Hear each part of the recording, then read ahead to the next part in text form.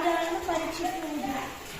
ಈ ಪ್ರಯೋಗಕ್ಕೆ ಬೇಕಾಗುವ ಸಾಮಗ್ರಿಗಳು: 2 ಬೀಕರ್, ಹುಣಸೆ ಹಣ್ಣಿನ ರಸ ಮತ್ತು ನೀರು, ಸೋಡಾ, ಅರಿಶಿಣ. ನೀರಿರುವ ಬೀಕರ್ಗೆ ಅರಿಶಿಣವನ್ನು ಹಾಕಬೇಕು. ಇದಕ್ಕೆ ಸೋಡಾ ಹಾಕಬೇಕು.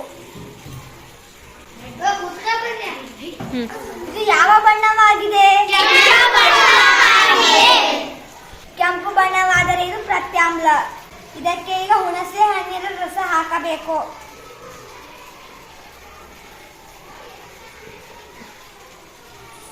ಇದು ಈಗ ಯಾವ ಬಣ್ಣವಾಗಿದೆ?